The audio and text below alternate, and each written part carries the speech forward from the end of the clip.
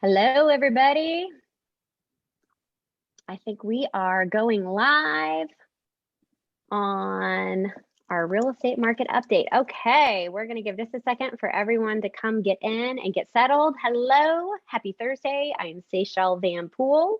I'm the team lead over here at Van Pool Properties, and I actually have an amazing guest with me. This is Tony Kennard, real estate investor, also our marketing director. And we want to share with you guys a very important market update on some things we're seeing here in the DFW market and what that is meaning. And so if you have questions, comments, we are happy to answer them for you either online, or you can send us a message and we'll be happy to do a one-on-one consultation with you offline. But we're seeing a couple things here that if you see something, you should say something, right? So we're seeing a couple things here that are causing us to need to say something and give you some information to make some good decisions about if you want to buy, sell, or invest in real estate in the next 1 to 2 years, what you need to look at for that. So without further ado, we're about 2 minutes after the hour and we want to use your time effectively. We are going to jump on in here. Sounds good. So let's start broad. So my first question for you, Seychelle, is going to be, what are we seeing in the market right now that homeowners should know about? So when we look at the real estate market, and we've sold 300,000 or 3,000 houses here in DFW. We've been in business since September 11th, 2001, and have been through ups and downs and flips and all the fun things. There's three key things that major economists look at, and we as real estate investors and professionals look at when we're looking at the real estate market. And those things are, number one, we look at what that job market is doing. Because we know that if people are employed, they're staying in their houses and they're either moving for jobs because the job market is growing, or if you're losing jobs, they're leaving and selling to go find jobs elsewhere. So number one, we look at the job market. Number two, we look at interest rates. And number three, we look at affordability, which if you think about it, the job market and the interest rates affect affordability and what a home buyer can buy and what a home seller could sell for. So those are three key things we look at when we're looking at the housing market. That is great. So specifically, we've seen some increases in interest rates lately. So we know from a buyer side what that does to spending power. But I'd like to just ask from a seller's perspective, how does that factor into the decision-making process for a seller, and how does that impact homeowners looking to sell? Yeah, so to give a little bit of a backstory, like going into the last downturn, interest rates were sitting at anywhere from 6.5% to 7% interest. And when we went into the downturn in DFW, it didn't really hit us until the end of 2007. When we went into that downturn, the Fed was shoring up the economy and they were dropping their rates almost down to zero. I think they were down at the Fed rate to a 1%, and that's the amount that the federal banks lend to other banks. They were down to 1% and now have taken it down to 0%. What that means is our interest rates went from 6.5% to 7%, down to 5.5%, down to 4.5%, down to 3.5%, and then they've been sitting in the like high twos, low threes for the last year or so. And that's insanely low, like insane. The government cannot afford to keep us at that. And like we in the real estate market have been saying for a long time, interest rates will have to go up. Like the government cannot keep lending free money and us expect to like not have a deficit or balance the budget or recover economically. And so what I want you as a home seller or a home buyer to hear very clearly is interest rates are going up this year. And the Fed has promised that they are going to raise interest rates potentially up to 3 times this year. And why this is important to you is the first Fed meeting where they're going to discuss this is January 25th and 26th. So next week. And if they do that, that means banks are going to continue to adjust, which means your interest rate, it's going to go from today's rate of, obviously like disclaimer here, all of your personal situations going to determine what your interest rate is. But if we just look at broad spectrum here, interest rates are sitting at right around 3.728 right now. Well, if interest rates go from 3.728 up to 4%, up to 4.5%, up to 5.5%, the Fed has said that interest rates can go up as high as 5.75% by the end of 2023. So not this year, but next year.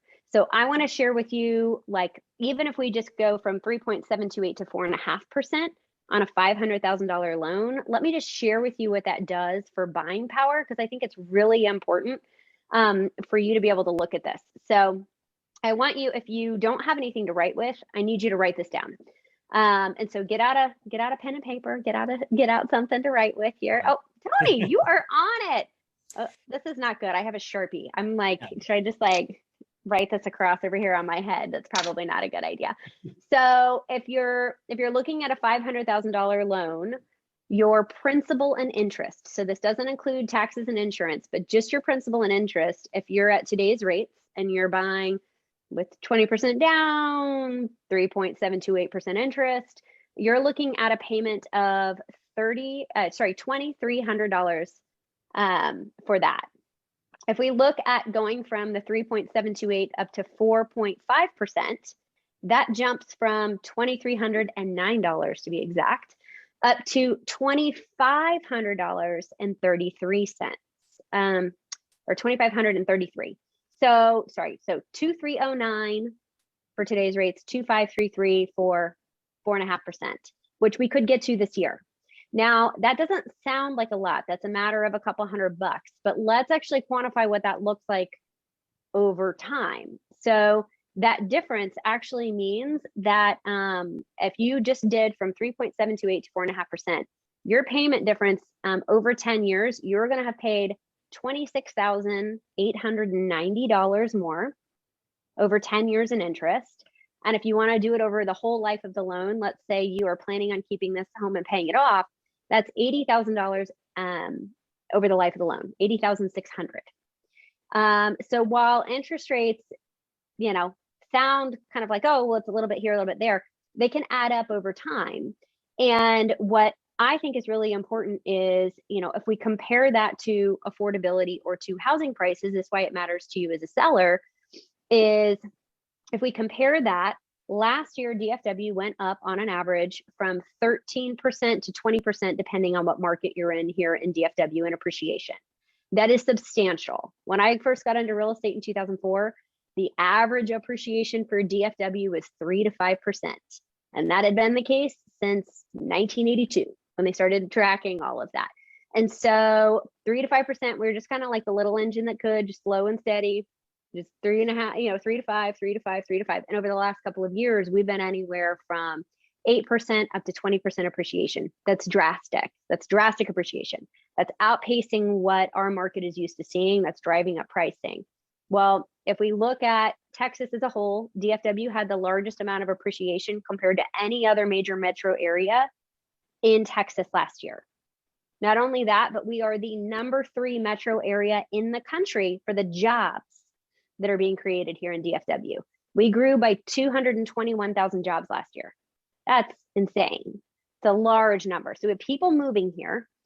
And what they're predicting for our market is we may not see the 13 to 20% appreciation this year. We might only see 8 to 10% appreciation this year.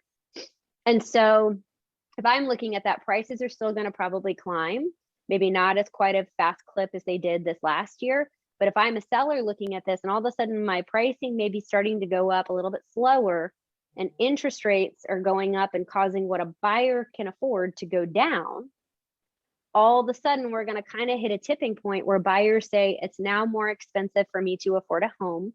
I now can't buy $1 million house or $500,000 house. I'm going to have to start looking at a lower price point. And that's going to then start correcting and slowing the curve of what's going on. Now, if you're a buyer, you're listening to this going, yes, I'm going to wait, right? I'm going to wait. I'm going to wait until pricing starts to go. It's going to start slowing down. The market's going to crash. And I think this is what I want us to keep in mind if you're thinking about selling and buying, or you're thinking about buying, or you're thinking about investing, is the last time we had a crash, interest rates were high and they went down. Yep. This time, interest rates have to go up, which means that even if prices go down, your cost of money is not necessarily going down. It's going up. And so even if we have, like, this is a good thing to write down on a piece of paper, but even if we have a 10% decline in pricing, 1% in interest rate hike X's out what you could buy at the same payment level. Wow. So if I went from 500 to 450, but interest rates went from 3.728 to 4.728, it's the same monthly payment. That's crazy. Yeah. So that's what I want us to keep in mind, is actually prices are important to look at, but even more important, if I were a buyer right now, or I were a seller considering selling, I would be looking at what are interest rates doing, because that's going to impact me almost even more than the housing prices are this year. That is fascinating. And that is fantastic analysis. And I know analysis is at the heart of a lot of what we do in terms of looking at the market, and in terms of trying to identify these opportunities for both buyers and sellers. So I want to ask you, just to help everybody viewing understand, how our analysis, how does this differ a little bit from what you typically see in the mainstream media, if you were to just jump on Google and maybe search for the same type of thing? That's such a good question. So I did a little Googling myself. And what you're going to see is housing prices are amazing. The market's incredibly strong. You are seeing some articles starting to tick around of like, will the housing boom end? Like, is the end of the world coming? And I don't know that none of us have a full crystal ball as to what that's going to look like. But I think what I am very aware of is many of the people that experienced the last downturn still work for the banks and still work for the government in those like departments, and understand how painful that downturn was. And I think what's going to happen, if I had like a kind of a fuzzy crystal ball, is that we have too many like people that have PTSD from what happened last time, where they're not going to sit and allow a crazy amount of foreclosures. We're going to hear the word forbearance a lot more. We're not going to see houses being sold for pennies on the dollar. You might see a 5 or 10% decrease in housing. And just for reference, DFW didn't go down 30, 40, 50, 70% last time. If you didn't live here in DFW and go through the downturn, at the bottom of the market, we were down 11%. Wow. So on average, our market's down 11% compared to what it was pre-downturn. So our market has a history of being strong. It has a history of high employment, and being very favorable for businesses moving here, which is awesome. But if you're waiting for just like the sky to fall, I'm here to tell you that, I mean, I'll put $20 on, we might have a slight correction, but I will send you $20 if we go over 10% depreciation in the next couple of years. I just don't think we're going to see that drastic of a downturn. So I think it's going to be more impacted by interest rates than anything else. Gotcha. That local knowledge and knowledge of history and going through this multiple times is incredibly helpful when looking at something like this.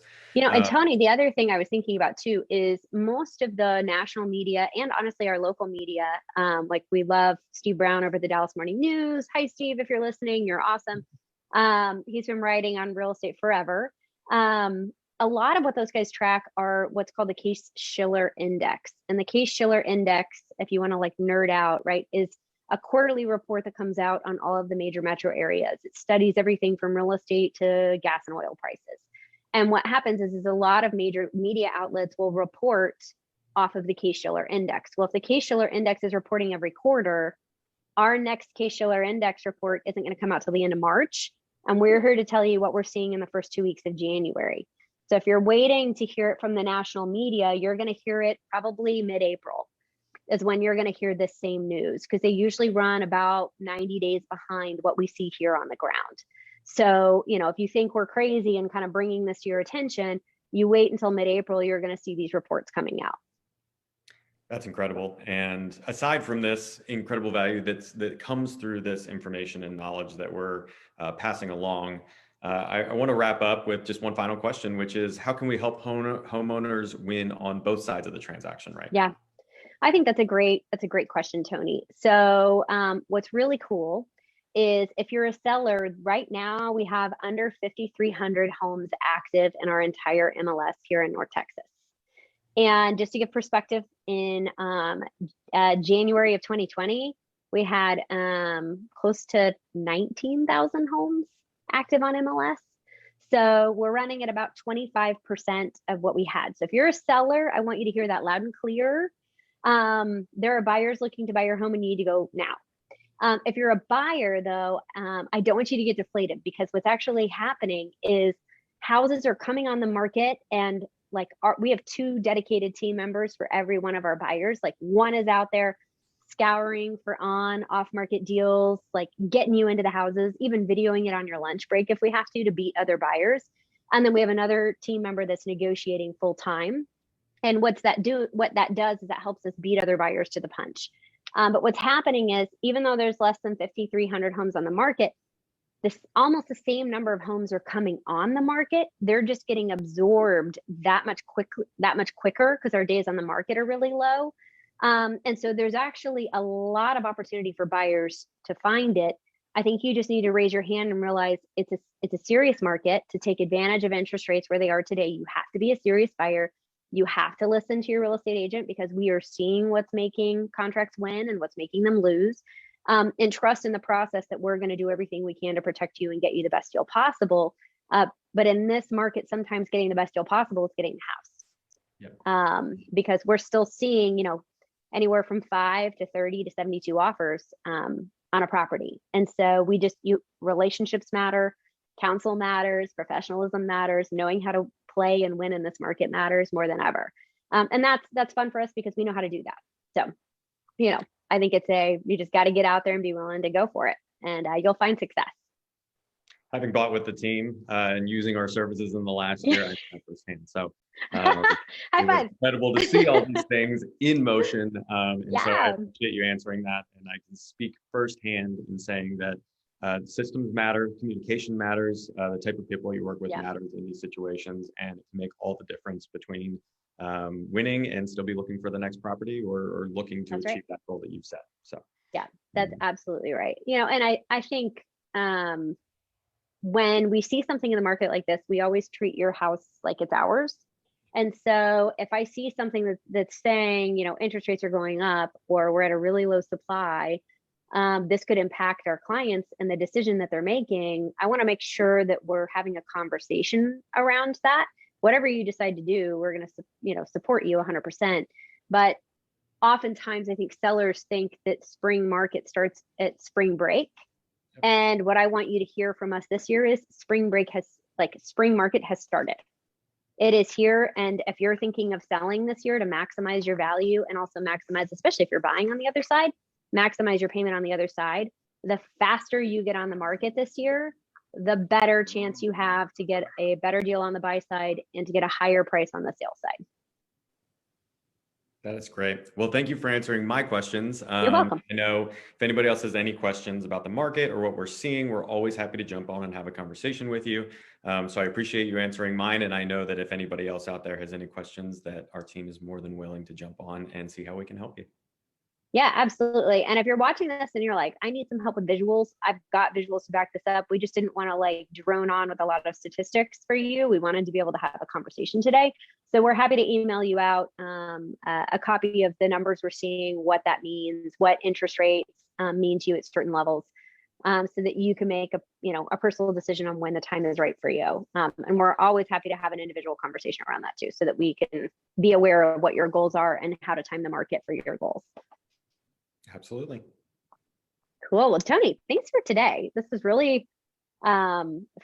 This market's really dynamic. It's moving and changing quickly. So we promise that we will keep you up to date and what's going on. And if you are considering selling and you're considering the spring, we need to talk ASAP so that we can get on the same page with your timing and taking advantage of this market while we have it. So I appreciate you. You're awesome. Thanks, Tones. Hey, thanks for joining us today, you guys too. Yes. Happy Thursday. Have an awesome one. You too.